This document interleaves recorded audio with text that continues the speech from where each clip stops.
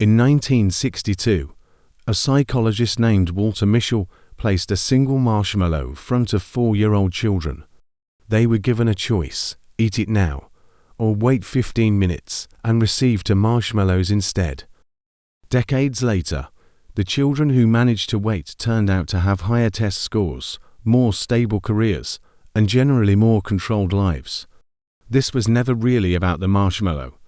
The real question is, what actually allows some people to hold steady in the middle of every urge to quit? Today, we call that ability mental toughness. But most people misunderstand it, assuming it means suppressing emotion or simply acting strong. Science actually points to something far more practical and far more learnable.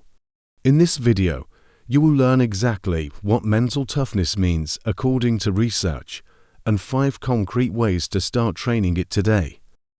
Psychologist Angela Duckworth at the University of Pennsylvania spent years researching one simple question: why do some people achieve long-term goals while others, despite being talented, stop halfway? In her book Grit, she found that the deciding factor was not intelligence or natural talent, but a combination of sustained passion and perseverance through difficulty. She called this grit, and it is essentially the scientific core of what we casually call mental toughness. This matters to you, especially if you are building a career or your finances from scratch, because almost every major achievement, whether it is saving for an emergency fund, building a business, or surviving a demanding job, requires the ability to keep moving once motivation has already run out. The good news is that research shows mental toughness is not a fixed trait some people are simply born with. It is a skill that can be shaped through the right kind of practice, and that is exactly what we will break down piece by piece. According to Duckworth's framework, grit consists of 2 components. The first is consistency of interest, the ability to stay focused on one long-term goal without constantly shifting direction every time something new and shiny appears.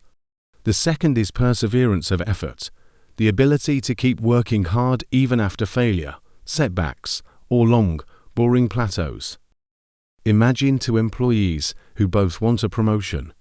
One is enthusiastic in the first month, then loses momentum the moment the work feels heavy and the recognition is not instant. The other keeps showing up for the same tedious tasks, month after month, because they understand that big results rarely arrive quickly. The difference between them is not talent, it is grit. Duckworth's research on cadets at the West Point Military Academy even found that grit scores predicted who would stay more accurately than physical or academic scores. Here is the insight you can use right now. Stop asking whether you are talented enough. Ask whether you are consistent enough. Write down one long-term goal to abandon. Then commit to one small step you repeat every single week, not only when motivation happens to be high. Social psychologist Baumeister, through his research on self-regulation, found that willpower behaves much like a muscle. It can become fatigued after sustained use, a phenomenon he called ego depletion. This is why resisting temptation feels easier in the morning than at night. After a full day of small, draining decisions, our brains were shaped by evolution to conserve energy and avoid risk, not to chase abstract, long-term goals. This explains why ambitious financial plans often fail, not because you are lazy, but because you are relying on limited willpower instead of a system. For example, trying to save money purely through end-of-month intention, once your mental energy is already spent on work, usually fails. Understanding that this mental fatigue is biologically real, not a sign of weak character, is the first step toward no longer blaming yourself excessively. The solution is not to force more willpower, but to design your environment so that hard decisions happen while your mental energy is still full. Set up automatic savings transfers on payday morning, not at the end of the month when you are already worn out from decision-making. Stanford psychologist Carol Dweck spent decades researching how the way people interpret failure determines whether they bounce back or give up. She identified two core patterns. A fixed mindset believes ability is essentially permanent, so failure is read as proof that you simply are not capable. A growth mindset believes ability can develop through effort, so failure is read as a normal part of the learning process. In her experiments with school children, Dweck found that children praised for their effort, rather than their intelligence, were later more willing to take on difficult challenges. Children repeatedly praised for being smart, on the other hand, tended to avoid new challenges, afraid of losing that smart label if they failed. The same pattern holds true for adults in their careers and finances. The practical exercise is simple.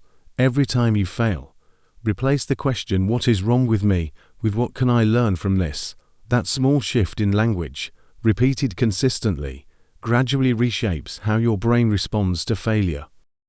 This concept was popularized by David Goggins, a former Navy SEAL, who observed that when our brain signals it is completely spent and wants to quit, the body is in fact only using around 40% of its true capacity. The rest is held back as a protected reserve, guarded tightly by the brain for safety reasons. This aligns with physiologist Timothy Noakes's central governor theory, which argues that fatigue is often a protective signal from the brain, rather than a true physical limit. Applying this does not mean pushing yourself to the point of injury. It means recognizing that the first signal urging you to stop, whether during exercise, learning a new skill, or resisting an impulsive purchase, usually arrives long before you have actually run out of capacity. Training yourself to notice the gap between "this feels like enough" and "I am truly at my limit" is the core of building discomfort tolerance. The way to train this is gradual, not extreme. Start small, such as holding off 5 extra minutes before checking your phone during focus work, or delaying one impulsive purchase for 24 hours. These small, consistent exercises are exactly what gradually build what psychologists call self-efficacy, the belief that you are capable of handling discomfort. Psychiatrist Viktor Frankl, in his book Man's Search for Meaning, written from his experience surviving Nazi concentration camps, found that people with a strong reason to live, a clear why, were far more able to endure suffering than those without a clear purpose. He called this logotherapy, healing through meaning. Apply this by connecting every difficult effort to a reason larger than the task itself. Saving money is not just restraint from spending, it is building freedom for your family. When the why is strong enough, short-term discomfort becomes far easier to carry. So, mental toughness is not about being born strong or feeling nothing. It is a combination of the 5 things we just covered: consistent perseverance, the awareness that willpower is limited and must be designed for rather than forced, learning to interpret failure as raw material for growth, small exercises that expand your tolerance for discomfort, and a reason strong enough to make all of it feel worthwhile. The children in the marshmallow experiment who managed to wait were not naturally stronger. They likely already had simple strategies for redirecting their attention away from temptation. That is the real core of mental toughness, not an inborn strength, but a strategy anyone can learn. If this video helped you see mental toughness in a different way, subscribe to this channel so you do not miss the next conversations on life lessons rarely taught in school. Leave a comment. Out of the 5 methods we covered today, which one do you most want to try this week? Next week, we will dive into a closely related topic: why the most financially disciplined people are not the ones who earn the most, but the ones who understand their own psychology the best. See you in the next video.